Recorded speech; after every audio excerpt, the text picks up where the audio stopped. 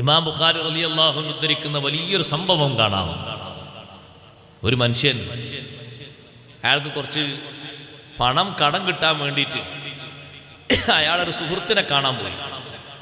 സുഹൃത്തിനെ കാണാൻ പോയത് നമ്മുടെ നാട്ടിൽ നിന്ന് വാഹനം കയറിയിട്ട് ഒരു സ്ഥലത്ത് നിന്ന് മറ്റേ സ്ഥലത്തേക്ക് പോകുമ്പോഴല്ല, കപ്പൽ കയറിയിട്ടാണ് ഇയാൾ പോയത്. കപ്പൽ കയറി വേറെ സ്ഥലത്ത് എത്തണമെങ്കിൽ എത്ര സഞ്ചരിക്കണം? അയാൾ കപ്പൽ കയറി പോയി, കപ്പൽ ഇറങ്ങിയിട്ട് വേറെ നാട്ടിലുള്ള സുഹൃത്തിനെ കണ്ടു. എന്തിനാ വന്നു എന്ന് വെച്ചു, നിങ്ങൾ എനിക്ക് കുറച്ച് ദീനാർ കടം തരണം. കടം ചോദിക്കാൻ വന്നതാ? അതെ, കടം ചോദിക്കാൻ വന്നതാണ്. അപ്പൊ കടം കൊടുക്കുന്ന ആള് ചോദിച്ചു, ഞാൻ നിങ്ങൾക്ക് ദീനാറൊക്കെ കടം തരാം, പക്ഷേ നിങ്ങൾക്ക് ആരാണ് സാക്ഷി എന്ന് ചോദിച്ചു. സാക്ഷി ആരാന്ന് ചോദിച്ചപ്പോ കടം വാങ്ങാൻ വേണ്ടി വന്ന കൂട്ടുകാരൻ പറഞ്ഞു, സാക്ഷിയോ? കഫാ ബില്ലാഹി ഷഹീദ, അള്ളാഹുവേ സാക്ഷിയുള്ളൂ, ഞാൻ ആരെയും കൊണ്ടുവന്നിട്ടില്ല, ഞാൻ ഒറ്റക്കാണ് സുഹൃത്തെ വന്നത്. സാക്ഷി നിങ്ങൾ കടം വാങ്ങിപ്പോയി എന്നുള്ളതിന് എന്നോട് ആരും ചോദിച്ചാൽ പറയാൻ സാക്ഷി വേണ്ടേ?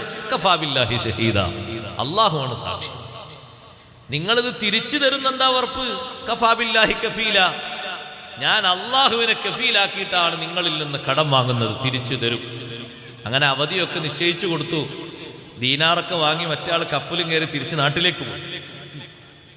നാട്ടിലേക്ക് പോയിട്ട് സുഹൃത്തുക്കളെ, കടം തിരിച്ചു കൊടുക്കാനുള്ള ഡേറ്റായി.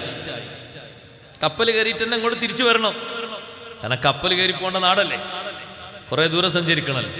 അപ്പൊ അദ്ദേഹം കൊടുക്കാനുള്ള പണമൊക്കെ ദീനാറൊക്കെ കയ്യിലാക്കിയിട്ട് കപ്പൽ കയറി പോകാമെന്ന് കരുതിയിട്ട് കടൽക്കരയിൽ വന്നു.